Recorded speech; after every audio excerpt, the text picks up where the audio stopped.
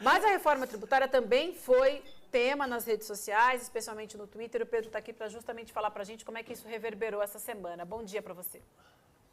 Bom dia, Vivian. Bom dia, William. Bom dia, Chico. E é exatamente, Vivian. E esse debate todo ao redor da reforma tributária, ele levantou alguns pontos muito interessantes para a gente acompanhar, pensando no histórico do que a gente vem debatendo aqui no ICL, debatendo entre quem estuda redes sociais. E o primeiro deles é uma virada, talvez, na compreensão por parte do governo do que é o debate nas redes sociais. Aqui a gente tem dois grafos. O primeiro grafo, do dia 3/7, ele mostra ali um ambiente onde o bolsonarismo dominou o tema da reforma tributária. E aqui ele dominou de uma maneira coberta de fake news. A gente viu uma enxurrada de notícias falsas vindo do bolsonarismo que tinham por principal objetivo ali pautar pautar o governo, pautar os defensores da reforma com os argumentos e nos parâmetros bolsonaristas. Qual é o avanço aqui, Vivian? O governo e aqueles defensores da reforma não toparam esse enfrentamento bolsonarista, não toparam os parâmetros que o bolsonarismo propôs e foram fazer política. E aqui talvez seja um ponto muito importante para o bolsonarismo entender. Ao longo dos últimos 4 anos, a correlação não necessariamente significou causalidade. Então, esses ataques bolsonaristas nas redes sociais não necessariamente foram os responsáveis pelo avanço político de inúmeras medidas do governo Bolsonaro. Isso quer dizer que, naquele momento, estavam fazendo política para além desses ataques, muitas vezes criminosos, do bolsonarismo nas redes sociais. Nesse episódio da reforma tributária, o que a gente viu foi o governo e aqueles interessados na aprovação da reforma foram fazer política e finalmente deixaram o bolsonarismo falando sozinho. É claro que muitas vezes a gente precisa de fato desmentir fake news, mas é muito importante em outros momentos a gente entender que o debate nesses parâmetros, como foi o caso na reforma tributária, pode não ser o correto e pode não ser o necessário. Foi o que a gente viu, mesmo com 82% do campo bolsonarista lá no dia 3 pautando esse debate, o outro campo foi fazer política, estava preocupado com outros episódios. Isso gerou um movimento que foi a dificuldade do bolsonarismo em colar a reforma como algo do governo federal, como algo do Lula, como algo do Haddad, por um viés negativo, e por outro, permitiu que com essa dificuldade em fazer uma paternidade, digamos, de atores específicos, diversos setores saíssem e se sentissem mais livres para sair em defesa da reforma tributária.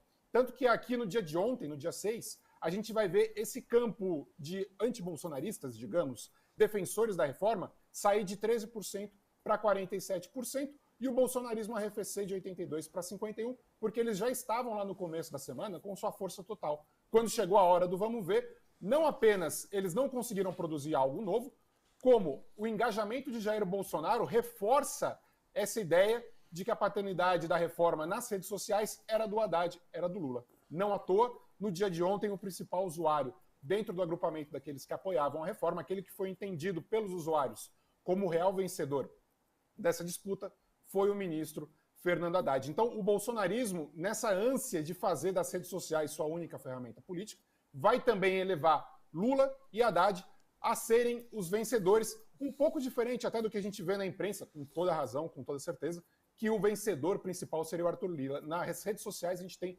muito forte, e aí com a ajuda do bolsonarismo, essa ideia de que Lula e Haddad foram dois dos principais vencedores no dia de ontem, não apenas nas últimas 24 horas, mas em toda a condução do debate nas redes sociais envolvendo a reforma tributária.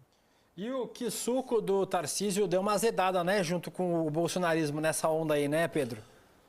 Exatamente, William. E aí é interessante porque, desde o dia 3 lá, o bolsonarismo ele vem radicalizando um debate onde o encontro e qualquer movimento do Tarcísio que não fosse interpretado como algo tão radical quanto isso, o que cá entre nós é impossível pensando num líder do maior estado do país, qualquer movimento do Tarcísio que não correspondesse àquela radicalização causaria uma guerra interna dentro do bolsonarismo, e foi isso o que aconteceu, né? O bolsonarismo, nesse momento, a gente vê mais do que nunca que eles não conseguem fazer política.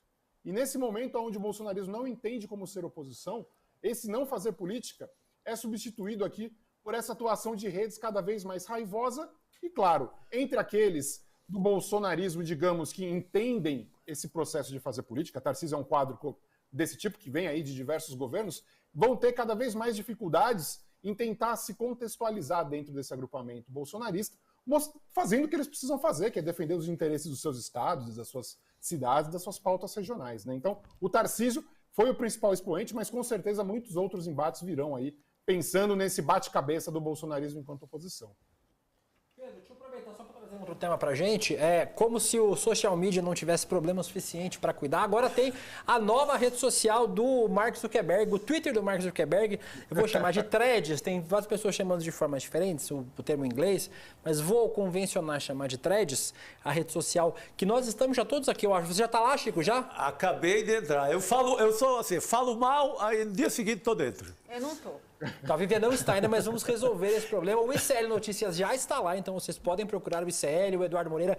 Eu, inclusive, me sigam no Instagram, inclusive aproveitar para fazer o meu próprio mexer. Falta 3 mil seguidores para chegar nos 40 mil. Vamos ver se vocês dão uma forcinha lá. @DeLucaWilliam no Threads e no Instagram, então já sigam por lá.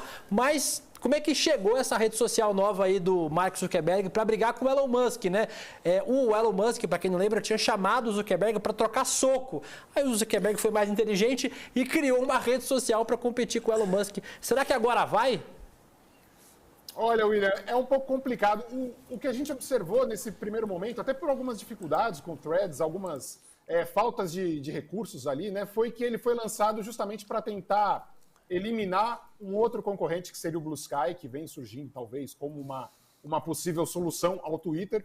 E essa rede do Mark Zuckerberg vem justamente para, digamos, acabar logo no nascedouro com uma possibilidade de rival, o que é algo completamente comum dentro do Mark Zuckerberg, dentro dessa política que o Facebook e a Meta adotaram ao longo dos últimos anos, que é, quando não consegue comprar, eliminar qualquer adversário, qualquer rival que possa aparecer. Ele conta com isso pela incompetência do Elon Musk, né? O Elon Musk, inclusive, depois de fazer aquela demissão em massa do Twitter, agora ele culpa a Threads e o Mark Zuckerberg de roubar os funcionários que eram do Twitter e levar para lá para fazer essa plataforma.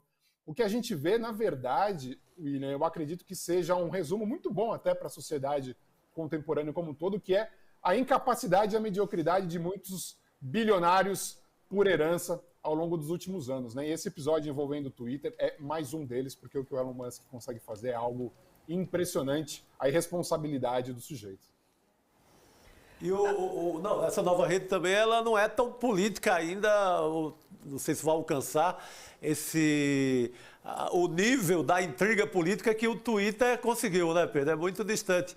Aí eu aproveito esse comentário para te perguntar, o Tarcísio, aquele episódio da briga ali, digamos, do dramalhão ali com o Bolsonaro na sede do PL. Ele leva, tem um pouco do bolsonarismo já com o Tarcísio ou não dá para avaliar ainda? Ou ele perde tudo nessa hora? Quando ele vai para o confronto, pelo menos o confronto daquela imagem, o Tarcísio perde tudo da massa bolsonarista ou alguns seguem com ele?